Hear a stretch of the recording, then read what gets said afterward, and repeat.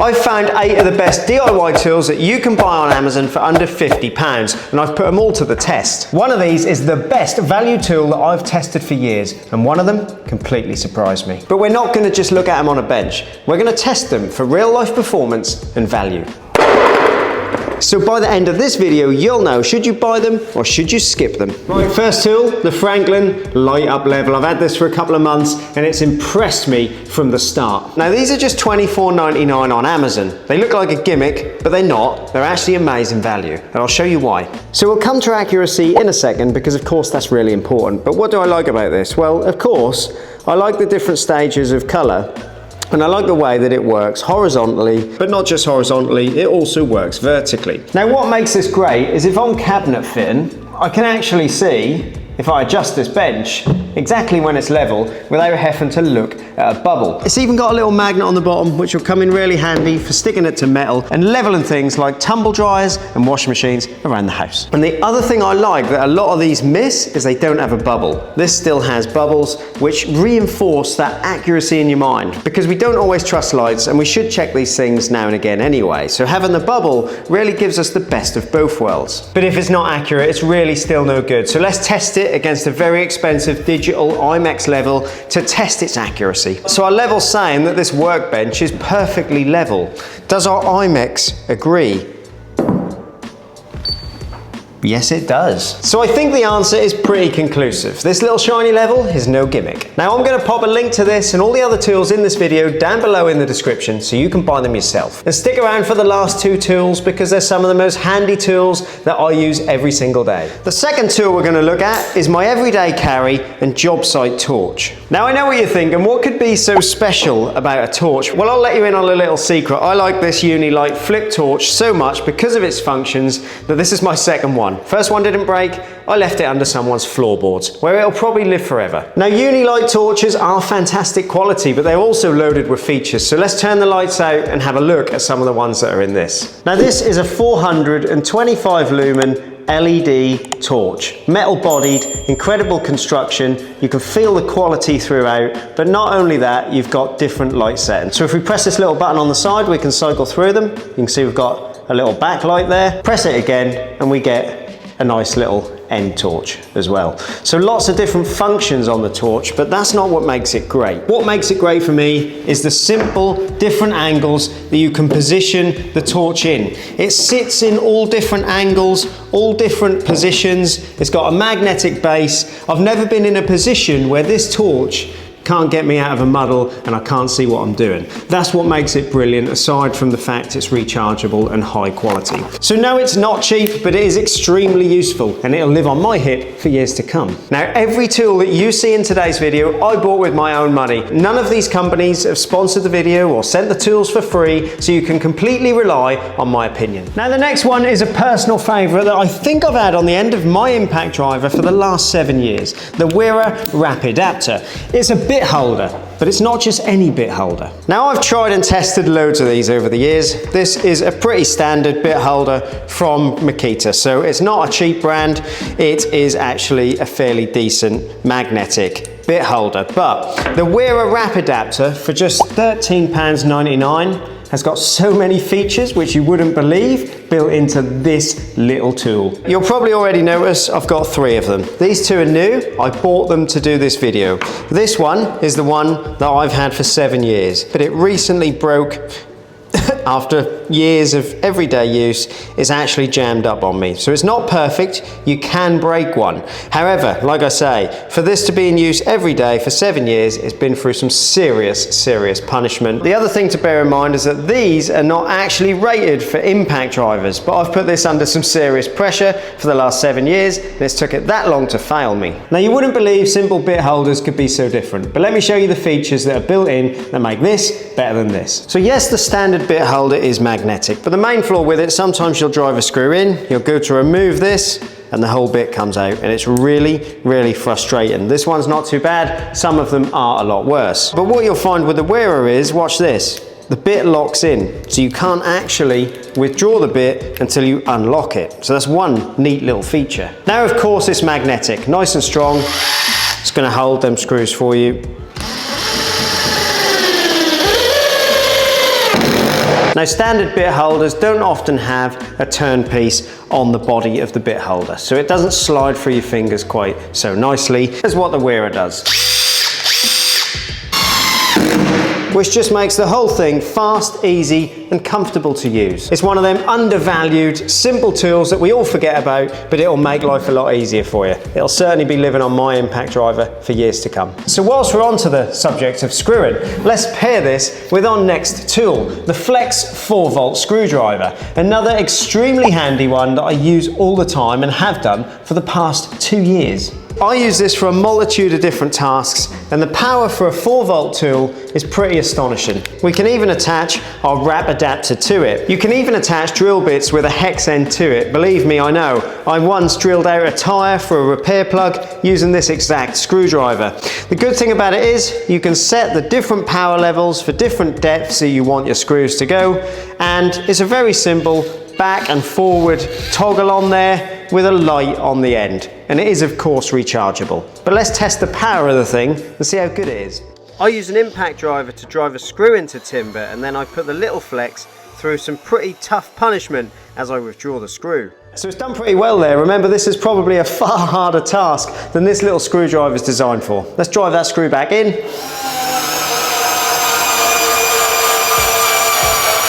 Now, this does come with a flathead and a Phillips out of the box. You can interchange them, and I just use it around the house for simple little jobs, often like whipping off light switches and things like that, or fixing kids' toys. Now, a few months ago, when I show you my favourite tools under £25, I show you my favourite Stanley knife that I've had in my pocket for at least 7 years, and you all told me that there was a better alternative, the Milwaukee fastback. So I decided that I wasn't only going to test one, I was going to spend 2 months testing 2 slightly different variants, and I found my conclusion. But before I share that conclusion with you, hit subscribe if you're enjoying the video, because you don't want to miss the next one, and hit like because that helps this video reach and help more people. So what's so good about the Milwaukee fastback? Now, I've been using and testing the simplified version. You can see it's pretty grubby and beat up over the last few months. It's £12.63 at the moment on Amazon, and it is incredible value. You can store spare blades in the bottom of it. You've got a little hook that's actually really strong. I've never had this thing fall off my waist. The blade change is on a little hidden button there, which is easy to access, and it's really fast to change your blade. And that was a standout feature that I really liked about the Stanley. I like the blade change on the Stanley, but this is just as easy. The other thing I loved about my Stanley was how ergonomical the grip is, and granted this one's not rubberized, but you can see you've got kind of fingerprints there, and you've got a little thumb grip there, which allows you to get really good pressure as you're cutting something. The other consideration is how compact it is. This thing fits on my hip a lot nicer than this one. Now, the different versions seem to share a lot of these things in common, but they do have a few small differences. This one's metal bodied and has a gut hook on it and a lanyard clip there, which I really like. I like the gut hook. It's been good for my kitchen fitting because I've been stripping open lots of packaging, so I've really liked that, and I just like the simplicity of this version, plus it's cheaper.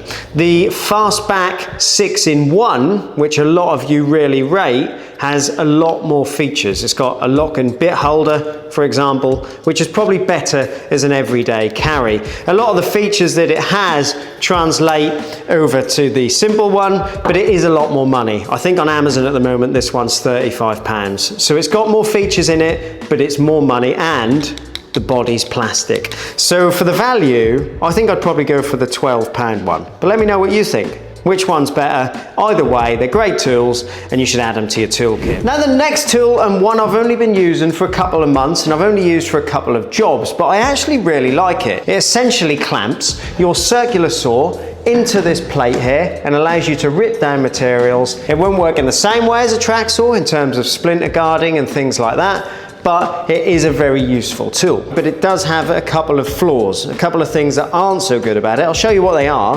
One of the things that aren't so good about it, or isn't so good about it, is that when I bought it to film this video, it was on offer for $49.99. Since then, Amazon have put the price up to £65, just as a bit of a disclaimer. Now, this plate is designed to work with any circular saw. So if we take a look at my Makita, a very common circular saw, we can actually position the front as intended, but the back we can't position because the battery hits the lock-and plate at the back.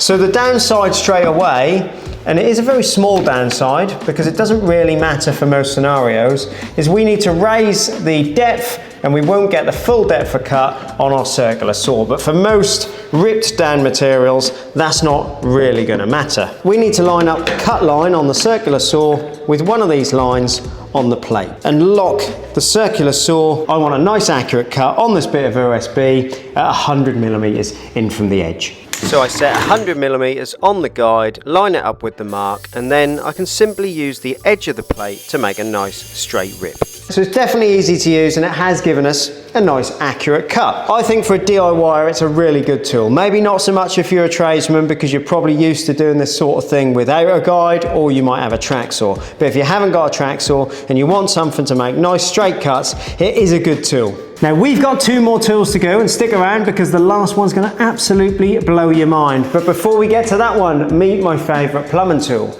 the Plumb tub. Now this is something I use all the time around the house. There's a reason it's absolutely brilliant. I've had this blue one for about 4 years and you'll see it in a lot of my plumbing videos. I since bought this green one because it's sometimes handy to A, have 2, and B, I wanted to show you a nice clean one. You can see this one's pretty dirty.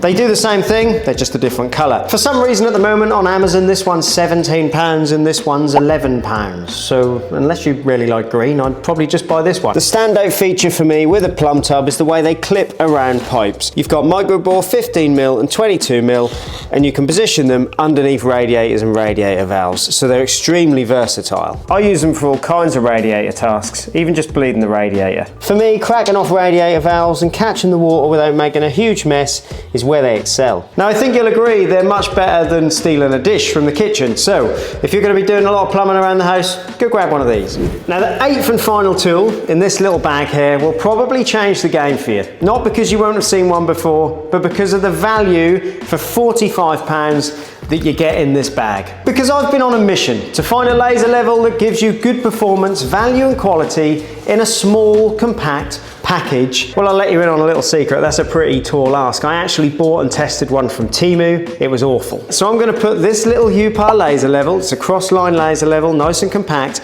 I'm going to put that up against laser levels that are around 5 times its money. Now we're going to test line thickness, accuracy, brightness, density. But when we look at them 4 things, do keep in mind, this is considerably cheaper. Now if we look at the density of the line, we can see it's certainly thinner than the Pro model and the very high-end model. The Pro model is designed to be thicker and brighter anyway, so we can see that that certainly is the case. But that's not detrimental to the performance of the laser so far. This line here is our cheaper UPAR. You've got the Pro and then the most expensive one there. And I think you'll agree, looking head on, there's not a huge difference. So the line density, not quite so good. Brightness over this distance, pretty similar. But let's check the accuracy. I used my IMEX to put a plumb line on the wall, and then I leveled up my little UPAR. Now I'm hoping the camera's picking this up because you can see that that is 100% plumb. We know it's already proven its worth, but can it stand the harsh reality of a drop?